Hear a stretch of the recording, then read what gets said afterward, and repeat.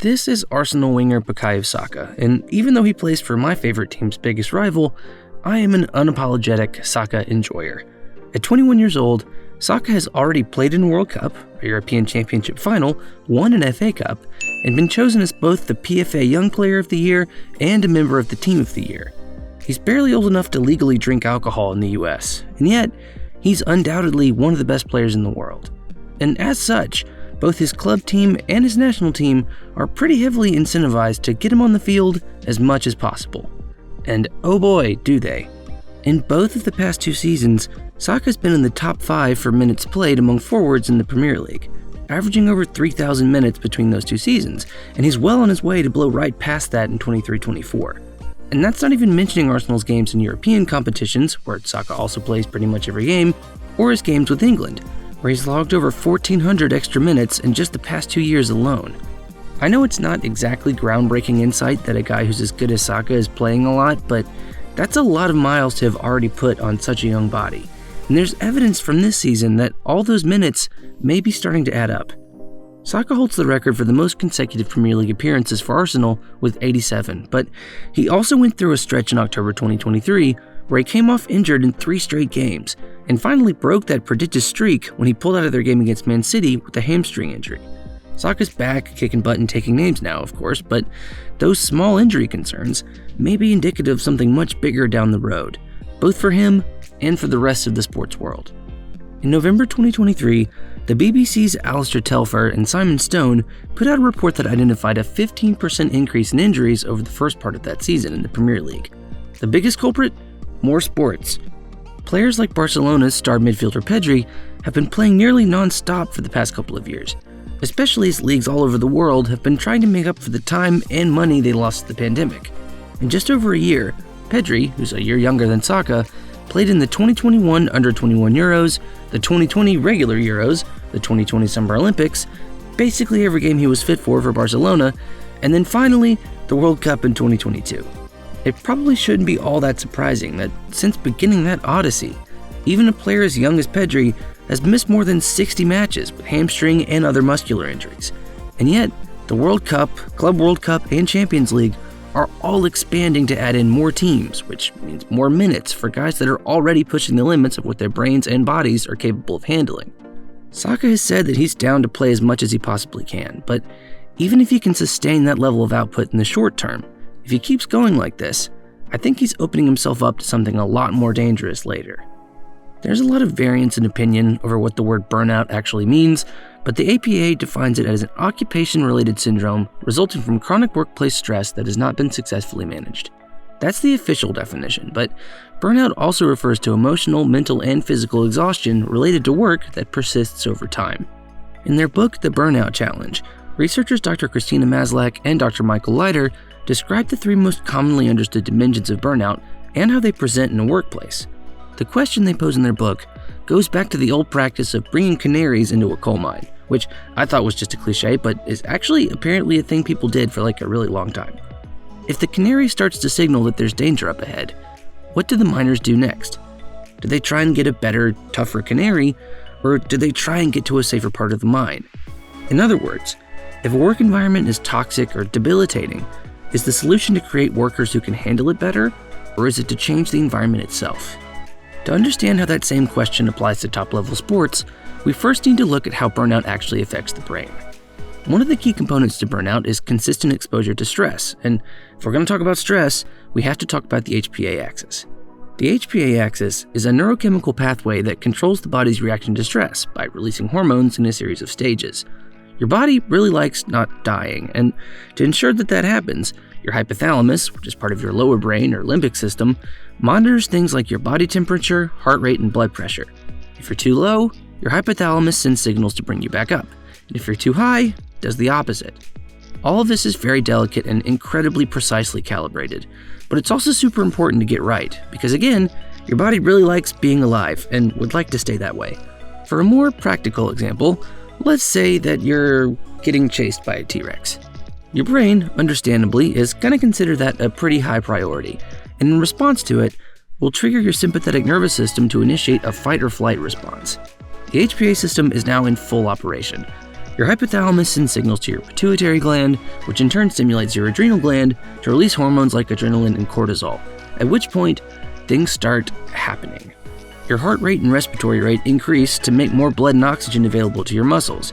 Your pupils dilate so you can see better, and things like your digestive system are temporarily put on hold. Because until you get out of whatever danger you're in, quite literally, that shit can wait. Basically, until you can get yourself to safety and calm back down, your HPA axis can, temporarily, turn you into a superhuman, which is pretty cool. To a certain extent, your body is built to handle stress, and it's actually perfectly healthy for it to react that way in the right circumstances. But if it's doing that in the not right circumstances, or if that system is being called upon more often than it's supposed to be, then you might have a bit of a problem. Professional athletes probably aren't going to be running away from any T-Rexes anytime soon, probably, but elite sports are still highly stressful in their own way. Getting into that state multiple times a week and dozens of times a year can lead directly to mental or physical exhaustion, which can have very detrimental effects, both in the short and long term. Short term, exhaustion from burnout can decrease performance, which makes sense. In a study from China in 2022, researchers found that not only does mental fatigue affect performance in a controlled setting, but also that there's a correlation between symptoms of burnout and lower levels of response monitoring. In addition to the risk of injury from overuse of the tissues themselves, mental and emotional exhaustion can also lead to a decrease in how well an athlete can control those tissues, which could also become a significant problem, not only from an injury perspective, but also from a performance perspective. 20 years ago, Wayne Rooney was the teenager breaking through and producing at both Everton and then Manchester United. And he got pretty much the same treatment that players like Saka and Pedri are getting now. By the time he was 27, Rooney had played nearly 36,000 minutes in all competitions. For reference, Harry Kane is 30 and he still hasn't hit that number. Neither has Mo Salah. And again, a good player playing a lot isn't super surprising, but if you look at Rooney's production relative to all those minutes, an interesting pattern starts to emerge. Rooney's numbers start to dip heavily, both in terms of his totals and his rate stats, after his age 27 season. Additionally, up to that point, he'd missed 71 matches due to injury in 12 seasons. After that point, he missed 78 matches in the next 4. It's not just Rooney's production itself that's relevant to a discussion about burnout, so much as the context in which it happened. World-class footballers, especially forwards, usually have around 9 or 10 years of really productive seasons before falling off. The careers of elite forwards like David Villa, Thierry Henry, and Luis Suarez all show the same pattern. It's a little harder to measure in midfielders and defenders because their contributions aren't as easy to track, but with a few exceptions, there is usually a finite amount of productive time that can be expected from a player. My concern is that by adding in more games to an already congested calendar, we might be accelerating that process. You'd think that a player's career starting earlier would give them a shot at extending their peak, but Rooney's numbers and injury history both show that it doesn't really work that way. Exhaustion is a real threat to the production of elite athletes, no matter how young or talented they are. And if teams don't start getting super careful about how they use their players, some of them are going to learn that the hard way.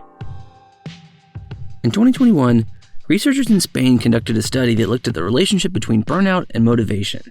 500 athletes from a variety of different sports were surveyed on 3 different metrics. And what those researchers found was that not only is motivation negatively correlated to burnout, meaning that as motivation increases, burnout decreases, but also that engagement can be an important mitigating factor in keeping an athlete performing at an elite level. Maslach and Leiter talk about this a lot in their book, too. In order for an employee of any organization to be productive, they have to feel like they're a part of the systems and planning processes that make that organization work. And pro athletes are no different. To be successful and to sustain that success, players have to recognize their own values and motivations in the team they're playing on. And if they don't, things can start to break down pretty quickly. In 2015, Chelsea were defending a Premier League title, with manager Jose Mourinho in his second stint at the club. Their star player, Eden Hazard, led the team in goal contributions the year before with a massive 30 goals and assists, playing mostly on the wing. At 24, Hazard was already one of the best players in the world and was primed to lead Chelsea to another title. But if you look at a chart of Hazard's prime years, you can see that that is not how that season ended up going. After being virtually unstoppable the year before, Hazard had career lows in both goals and assists per 90, and without his production, Chelsea went from winning the title the year before to finishing 10th, which ended up costing Mourinho his job. So what happened? To me, it looks like Hazard might have spent the majority of that season dealing with what I would describe as a couple of layers of personal burnout. After making close to 50 appearances per season in the years prior, Hazard's young body was already starting to feel the effects, in the form of a hip injury that bothered him that entire year. Hazard's game was built on his ability to dribble right at or even past other top-level players, and with that injury, it just wasn't as effective. Hazard's body was not cooperating in the way that he wanted to, which he might have been able to mitigate somewhat if he'd been fully engaged and motivated mentally, but he almost certainly wasn't. Hazard was not one of those guys that's super into the more, let's call them industrial parts of being a professional athlete. He famously did not love training and preferred to focus on the parts of the game that he enjoyed. But in 2015-16, Hazard was injured and being managed by a coach who's notoriously demanding of his players in training. In other words, he wasn't getting as much satisfaction from the parts of the job that he wanted to do, while also having to double down on the stuff that he had to do. This is a textbook scenario for workplace burnout, and through that lens, it probably shouldn't be all that surprising that that season was such a struggle, or that he reverted to form almost immediately once those circumstances changed. Cynicism is what happens when an athlete asks, "Why am I doing this?" and isn't satisfied with the answer they come up with. In 2022, just days after finishing their 38-game La Liga season, Barcelona's first team got on a plane to Australia to play the A-League All-Stars in a postseason friendly. Barcelona's financial struggles over the past few years are well documented, so from a club perspective, this game made a ton of sense. But if you were one of those players, you had just finished your league season and needed a break, how would you have answered this question? When the rewards of a job are mismatched with the effort of doing that job, you've got the recipe for cynicism and, subsequently, burnout. As more competitions and games are added to sports around the world, the product of each gets more and more diluted, lessening the reward of competing hard to win them. Could that lead to more athletes getting burned out faster? I don't really want to find out, but I think the answer might be yes. Here's a question for you that Maslach and Leiter pose in their book. When a company, or in this case a team, are bringing someone into their organization, are they going about it from a perspective of trying to fit their job opening to that person, or the person to that job opening? We see this all the time in the sports world. Teams and coaches will bend over backwards to fit square pegs into round holes, either because of the financial commitment they've made to employing them, or just a general lack of self-awareness. It's much easier to see your organization as a bunch of canaries that can be swapped out individually, but if there's a problem with the coal mine, nobody's going to be able to do their job effectively. Ineffectiveness related to burnout works in a positive feedback loop. If a player isn't performing well because they're feeling burned out, a la Eden Hazard, they're going to feel a lot more negative feelings, which then leads to worse performance, which then leads to more negative feelings, and the pattern just keeps repeating until you have a serious problem. This is why identifying things like fit is so important. In the process of bringing in someone new, teams need to make sure that the conditions in their organization are similar to the ones that allowed that player to flourish in the first place. Too often it happens that teams just assume that a player's quality is going to translate to their club, regardless of what that club is actually like, but it doesn't usually work like that. Mismatches in a player's beliefs in things like fairness or community can disrupt their career at that new team before it even gets started, which then sets them on a trajectory towards personal burnout that they may never truly recover from. Whether it's being run into the ground, played in games that don't mean anything to you, mismanaged in a crucial time in your career, or just mismatched to begin with, burned out players are not going to be as effective, and with the way that usually works in the longer term, you may never get to see the qualities that made them so appealing in the first place. The idea of more sports is good in a vacuum. The idea of growing the game, whatever that game might be, is good in a vacuum. But what good are more sports if the athletes in them aren't playing up to their best, or maybe not even playing at all? What good is growing the game if your attempts to do that actually end up making the game worse? This is becoming more and more a topic of conversation as the sports calendar continues to get more and more ridiculous, but for my money, it's still not enough. Sports aren't anything without the athletes that play them, and those athletes are better for longer when the athletes are healthy and motivated. Burnout is what happens when those ideas are neglected for long enough, or when the canary's warnings in the coal mine aren't being paid attention to. There's still a lot of stigma around mental health in sports, which burnout is definitely a part of, but that doesn't change the fact that it can't just be the athletes, the canaries, that change on their own. The leagues and teams that employ them need to start doing something about burnout proactively before they're forced to do something reactively, because in more than a few cases, the burnout clock is already ticking. But instead of managing the output of these young stars, football's biggest power brokers seem to be leaning in the exact opposite direction. So you know what? We're just going to appeal to the stuff that they actually care about, because player welfare doesn't seem to be enough for them to want to change. Let's talk about the cost of burnout. In the BBC report that I mentioned earlier, the writers mentioned data that showed a £71 million increase in the financial impact of players missing time to injuries this past season, which was over £250 million overall. Chelsea's injuries alone cost them £40 million, and with the increase in injuries discussed in that same report, those figures are probably only going to go up.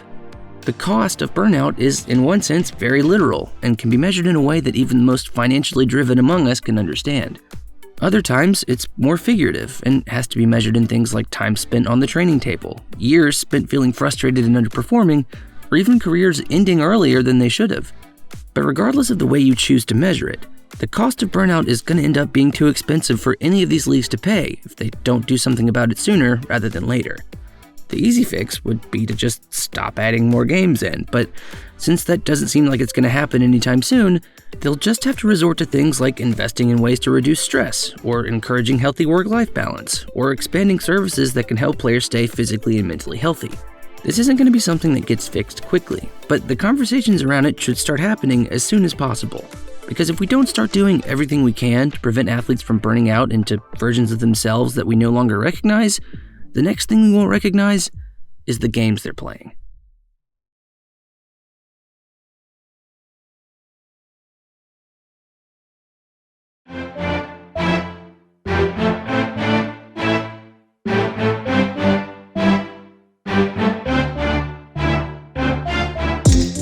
Hello out there to all my fellow students. I'm Will, and this is my channel, Student of the Game, where we talk about all things sports psychology and culture. This topic has been on my mind for a while, so I was really excited to get to talk about it for our last video of the year.